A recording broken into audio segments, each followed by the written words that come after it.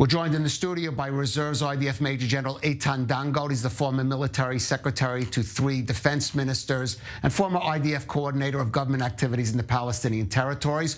Also with us is Minister of Aliyah and Integration, Ophir Sofer, of the Religious Zionist Party. We should also note a decorated combat veteran of the Israel Defense Forces himself. But first, Minister Sofer, what can you tell us about why the government decided to undertake this operation and why now? צריך להבין שבעצם זוהי החובה של ממשלת ישראל לסכל טרור ולשמור על ביטחון ישראל. אני רוצה להזכיר לכולנו. I would like to remind all of us that attack started last week by Gaza, by the Palestinian Islamic Jihad. It was a very severe attack. I'd like to say, as somebody who visited there at that time, during that evening, I was even there during the rocket launch late at night, and I experienced the difficulty with the people living there. You need to understand that citizens of Israel living in the south of the country live under this ongoing terror attack. It's like a terror routine, and we cannot, forsake Israel's security. And that means that we must know how to respond and to always take the initiative and to respond. This is what the Israeli government, this is what the IDF and the security establishment chose to do, and the government of Israel has adopted this decision. Now, Minister Sofer, we don't know when and how the Palestinian Islamic Jihad will respond, but we certainly have to anticipate that it will be a serious response, maybe joined by other groups like Hamas. Is the government ready for the response? And how far is this government ready to go in terms of a broader military operation if that becomes necessary? The government of Israel, at least this is my approach. Of course, we never underestimate our enemies, and the IDF, its role is to always be ready for any kind of response. And thank God we have a very strong army, a very strong country, and it is our role to protect the state of Israel and its citizens. Eitan, you are the Palestinian expert. What kind of response do you think we'll be looking at? I think that we have to be very careful, listen to what Hamas has published as a direct response, and it says we are not going to give up the multi-arena coordination concerning terror that they hold already from the middle of Pesach, from the rocket attack from Lebanon, and also later on what happened a week ago. I think that for Hamas, for Hezbollah, for Jihad Islamic, and for the other under the umbrella of Iranian, it is very important to keep this kind of multi-terror arena area, and I believe that the response will come. It will come under Jihad Islamic.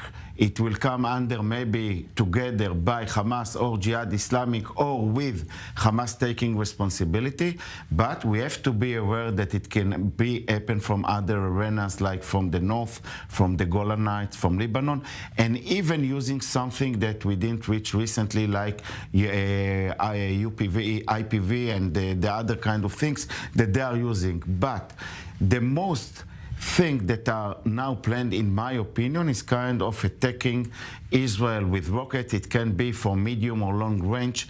It can be Israel has to be ready in all over these kind of arenas. But with your permission, Kalev, I would like to emphasize 2 arenas. First of all, and in my opinion, the most important is the West Bank.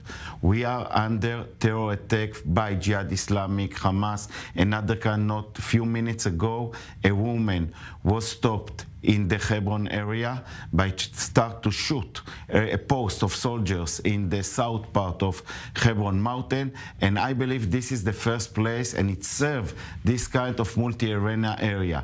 Secondly, it can come from Gaza, and I believe we have to be in other arenas on a readiness. I think that IDF is in a high alert from the morning, but you have to be aware that, in my opinion, what has been achieved by Israel to kill those three murderers from Jihad Islamic as the high senior terrorism, they are using also a task as also policy makers in Gaza from Jihad Islamic. It's something that break this kind of organization that you can shake him very well because he is not so big. Right. So I think that we will see it coming. It can start from now. It can take for a few days even this kind of escalation. Let me ask Minister Sofer, because Eitan has a good point. Behind Palestinian Islamic Jihad is Iran. And Iran has other proxies, Hezbollah in Lebanon, units in Syria. Is the government ready to fight and the IDF ready to fight a multi-front war if that becomes necessary? Israel's challenge in the Middle East is a very tough one. The State of Israel, thank God, has been around for 75 years now, and the challenge is becoming even tougher, and Iran is definitely managing this entire affair, whether we're talking about the arenas in the north and in the south, and it's also trying to influence from within Judea and Samaria and such territories and areas. And the State of Israel is definitely willing and prepared for everything we will have to do. And ultimately, it is our responsibility, the responsibility of the cabinet, the government, the prime minister, to build the risks in the right way. And all the considerations when going on any kind of attack are taken into account, and that's our challenge. Now, Minister, all eyes tonight are on Gaza. But as Eitan reminds us, we've been seeing months of terror in the West Bank directed by these individuals, some of them that were struck in Gaza. You have extensive experience, combat experience in the West Bank yourself. How much will you think this will impact on what happens in the West Bank?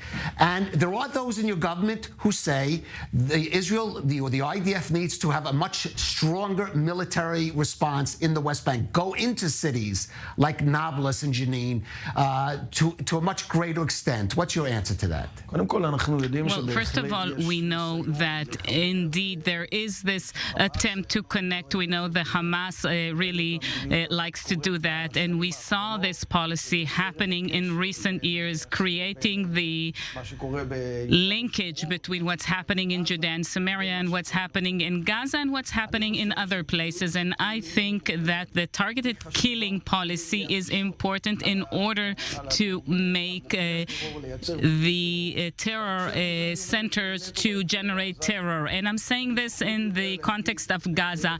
I can't really tell you about any guidance or instruction, or at least I'm not aware of any information regarding instructions from Gaza. Maybe it does exist, but from Gaza to Judea and Samaria in this specific context. But anyhow, the goal is, I'd like to remind you that the context here was the attack last week from Gaza into Israel that was carried out by the PIJ, the Palestinian Islamic Jihad, into a civilian neighborhood in Sderot while children were coming out of school.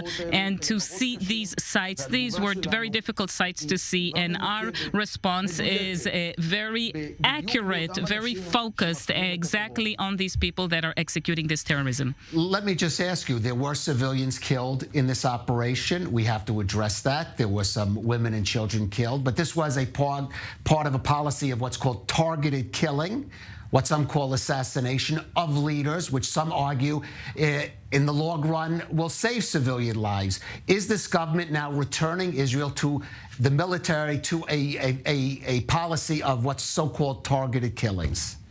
I think that ultimately we try very hard to avoid targeting any uninvolved individuals. That's our goal. That's what we aim for. But sometimes it happens. I don't know if there's any other army that works in such a precise manner like the IDF. Eitan, about that again, the policy, this is certainly for quite some time, the highest level, what we call targeted killing, what some call assassination. Is this an effective policy? Is this the way this government should be proceeding forward? It's not only used now by this government, it was used by some of the governments recently, and it's coming ups and down according the way we think or we recommend the political level to confirm and to use it. There is one main goal by using it. It was to prevent the next terror activities that those three would do in a few hours or in a few days. In such account, you are taking in account that maybe will be, unfortunately, that will be those who are a regular civilian will be hurt. But we have, instead of it, what will be that they will kill thousands of Israelis all over the West Bank or inside Israel. But on the other hand, it's only a tool. The Israeli system, the IDF, that is really making its calculating way of timing, of intelligence. This operation, I think it was an excellent way to see a high level of intelligence, Air Force, ground forces, and using by reserve people and conscript together, and it come to a second that all these three targets were strike in the same time, because everybody is hidden after 1 second that it happened. And you see, you didn't hear about today's in war. And it also a message to people like Aruri in Lebanon or other terror leaders who have a high responsibility of thousands of killing all over the area, that they are not under, let's say, open life, and they have to hide every night like Nasrallah is doing every day.